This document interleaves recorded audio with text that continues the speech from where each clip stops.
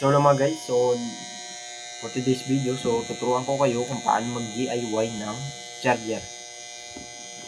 So dahil kasi ito mga guys, so pinalalagyan ng tatay ko ng isang charger. So wala siyang charger. So ngayon, mag-DIY tayo ng charger. Yan. So kailangan lang natin ito mga guys.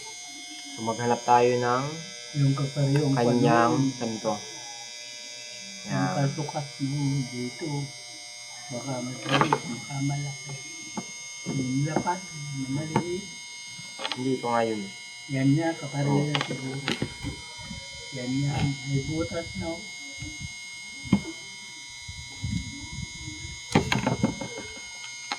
So yan mga guys. So this time, kasama ko nga pala mga guys. Sa pag-rereta yung aking tatay. So nanonood siya sa aking pag-rereta.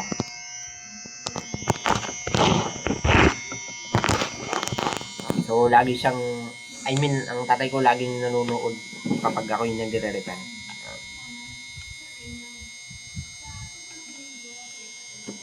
So dahil gusto daw niyang manood. So, bago pagpatuloy ito mga guys, yung sa pagre-repair, sa pag-DIY ng charger. So, papasukan ko muna ng intro.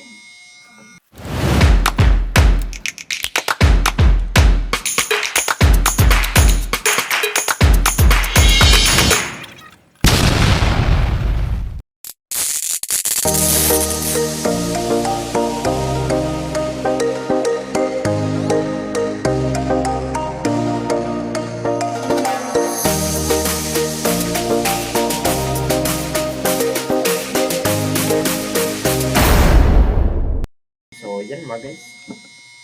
Pasukan natin ang intro. So, tuloy na ulit natin yun sa pag-DIY.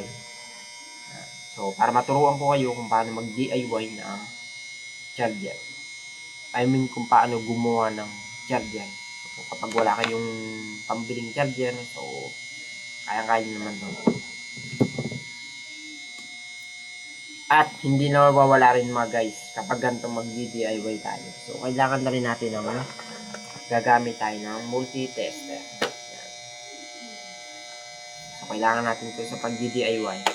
Kasi, para natin malaman kung may pumapasok ba siyang ground. So, kung buo pa siya. Yan. Yan, malalaman. Sabi ng aking tatay mga guys, so dito nga malalaman. So tama nga naman, so dito nga naman nalalaman yung mga ground. Kung may ground yung gagawin nating DIY na charger. Yan. Tukan ng Okay. So ngayon, start na natin.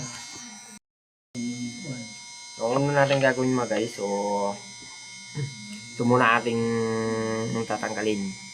Yan. So, dahil yung charger na i-DIY ko, yung pinaka-pin niya, so ito. Yan. So, type C. Yan. Type C siya mga guys. So, ito yun. Yan. Kasi yung saksakan ng radyo ng tatay ko ay type C. Yan. Hindi ba malaki yan? Hindi. So, ito yun mga guys. Yan. Yan siya. So, may butas siya sa gitna. Yan ang type C.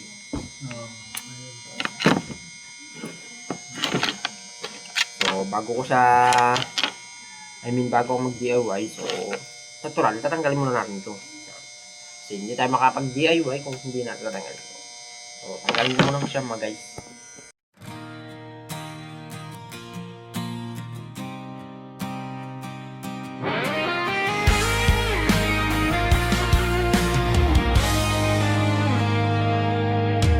Sirang ventilador, hindi na umiikot. Ref na hindi lumalamig, ilaw na kumikislap-kislap.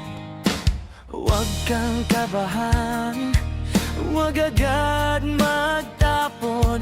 Baka simpleng ayos lang, kaya pang ihahon. Tingin muna, linis muna,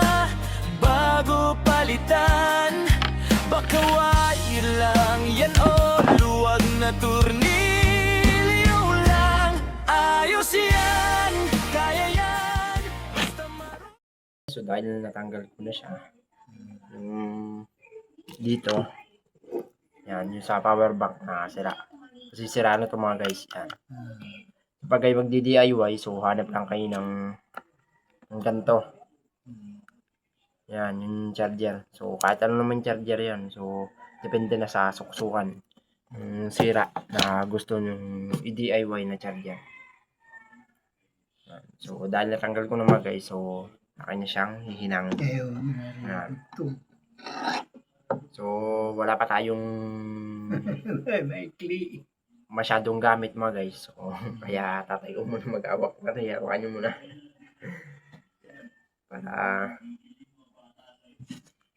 Para mahinang natin. Yan. So hihinangan ko lang siya mga guys. Dahil niliitan ko yung isa. Yan. So, para nahagip kasi nung itong cutter kanina, yung pag-cut ko. So kaya hihinangan ko lang siya. Yan. So hindi ko na siya binaltan kasi para may patibay rin siya. Yan. So pwede naman yan. Kapitan ng Yan. ground.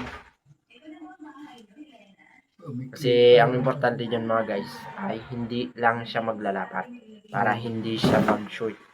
Tsaka yung kinakargahan nyo ay hindi masira.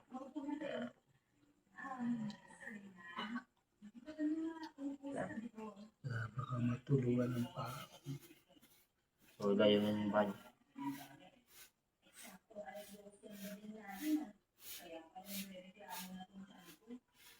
Yeah. So yung kabila.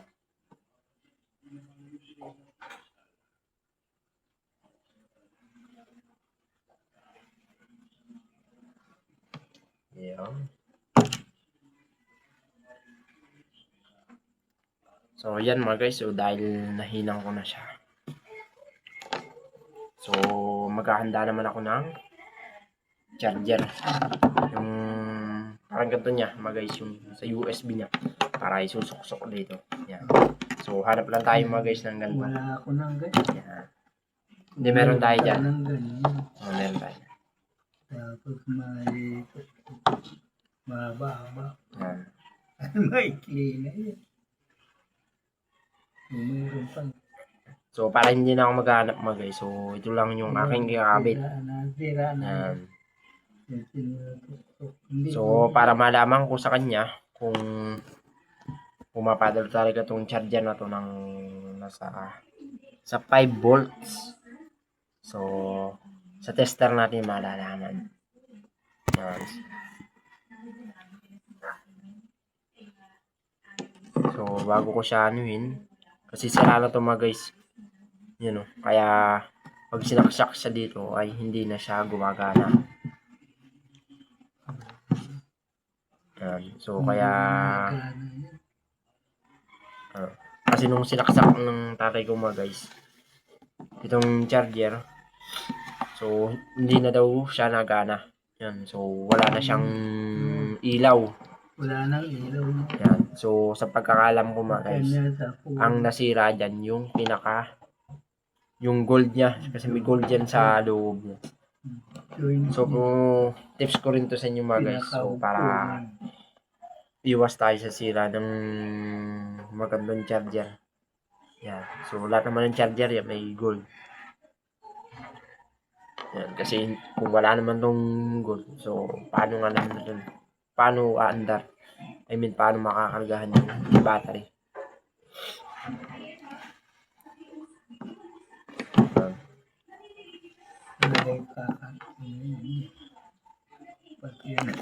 Mga guys, so dahil nabaltan ko na siya. Yan. So, para natin malaman, sabi ko sa inyo, para malaman natin kung may palo siya ng 5 volts. So, dapat kasi mga guys, 5 volts yung papalo sa kanya. So, pag 5 volts ang pumalo sa tester, nilagay natin yung tester natin ay DC sa 10 volts. o sa 2.5. So, pag pumalo ng 5 volts, so, ibig sabihin, yung charger natin hinanap ay okay yun. So, tatry ko muna siya. Yan. So, saksak ko siya mga guys sa kanyang outlet. Yan. Ayan. So, yan mga guys. Itetester siya.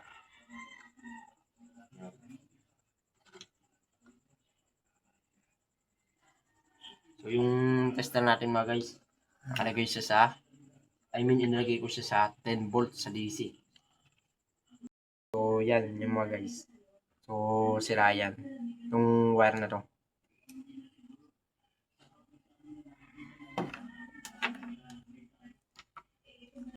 So, hindi siya pumalo mga guys. So, kaya ang gagawin natin ay hahanap ulit tayo ng panibagong ganito. Kasi hindi siya pumalo sa tester. Sa 10 volts sa DC. Kasi mga guys, dapat siya papalo ng mga 5 volts. So, kaya hanap ako mga guys. So, yan mga guys. So, dahil nakahanap na ako ng charger. So, mahaba-haba naman to. Yan. So, may tatak siyang Cherry Mobile. Kaya yan. Yan. So, para malaman ulit natin kung ito. Parang malaki. So, kailangan ulit natin siyang i-tester. Palagay ko naman mga guys, so may palo na to. Kasi ito yung Tuksokon. aking ginagamit. Ito na. Yan.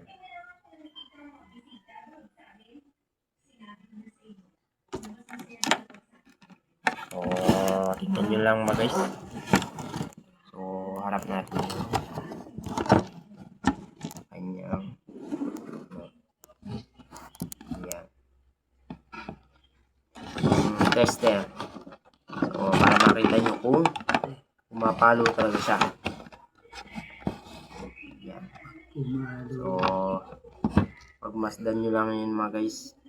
Walang lagot yan. Yan. Pag pumalo siya, so ibig sabihin okay siya. So yan, may palo siya ng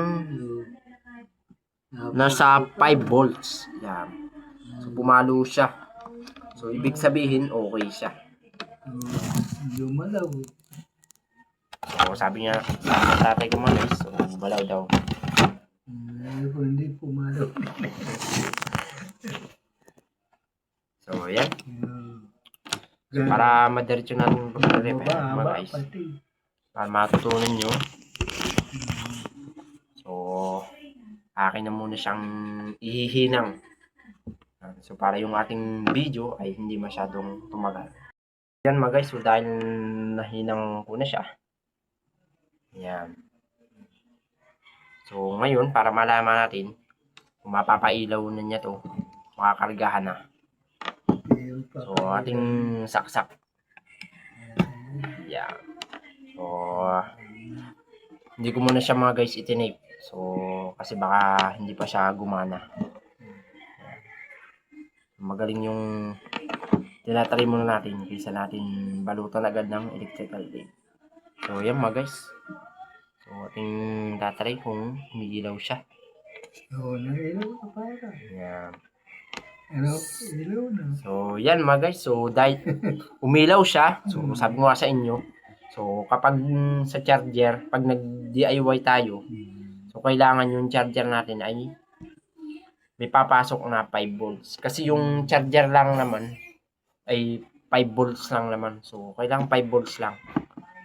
Yan. So, pag ganun mga guys, pumasok ang 5 volts, so, may posibilidad talagang pailaw niya yan. Ilaw.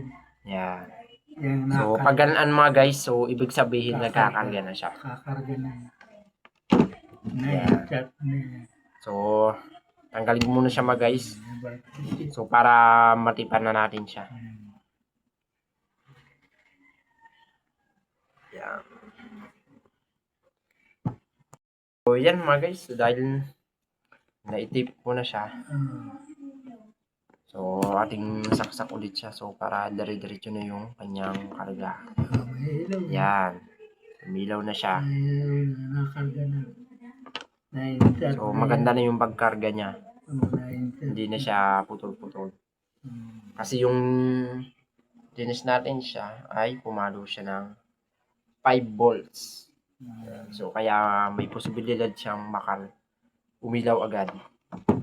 Yan. Ikukulong doon si Dila. So, Ng 30. May bago yan mga guys. 30. So, yan mga guys. So, dahil lang tatay ko, tuwan-tuwa. Dahil nakapitan ko na yung, nagawa ko ng DIY yung kanyang radyo, charger. Kasi sabi ko mga guys ay, i-DIY ko lang. So, kaysa maghanap pa ako ng yung charger na parang ganito, yung buo. Yan. So, DIY ko lang siya. Yan mga guys, so bago yan. So, talungin natin ang aking tatay. Kung ano masasabi niya sa akin sa pagre-repair. Sabi nyo, sa aking pagre-repair ng nagawan ko yung paraan, yung radyo nyo. Ikaw mo may naidugtong. Ha? Sa wala magaling ikaw may naidugtong.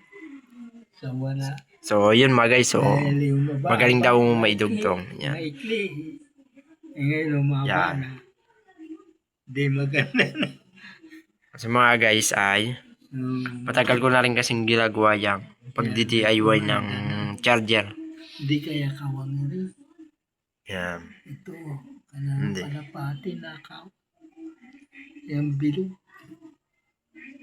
So, yun lang mga guys. So, dahil narinig niyo yung Na-insert na. sabi ng aking tatay. So, sabi ng tatay, na-charge na daw. Oo. Nagcha-charge na. So, yan. So, yung nag-charge siya. So, tuwa ng aking tatay. Ay, So, dahil patunugin mo yan. napagala ko na siya. Tutulog na yan. Yan. Kasi nung sinaksa kasi nito ay hindi siya magkarga. So, kaya nag-DIY ako ng charger. Yan. So, yan siya. Ganun siyang kahaba mga guys. Kawang ang bilog. Yan. Para hindi nadikit. Hindi yan. Yan. Baka makuha yan. So, pag ganito mga guys, nag-DIY kayo. So, make sure natin na balot na balot. Tsaka lagi natin i-check yung wire natin kung hindi maglalapat. Kasi, Delikado pag delikado daw, sabi ng aking tatay. baka masunog. Delikado nga naman. Susunog Kasi, yan. kapag naglapat nga naman ang wire Didikit ang kwan. sa isa't isa, ay Oo, ang ground. masusunog. Susunog. Yan. So, sisimulan siya ng pangangamoy. Kasi nangyari na yun mga guys sa aking na-repair dati. So, hindi ko napansin na naglapat na pala yung wire. Kasi nagtaon na ako nagre-repair nun mga guys ng Bluetooth speaker. Kasi sira yung charging pin. Ngayon, nilalagyan ko siya gagawan ko siya ng paraan. So, para gumana lang. Ito nga, charger. Yan. Kasi sira yung kanyang pin. So, hindi ko napansin. So, nagdikit siya. Tapos, nangamoy siya.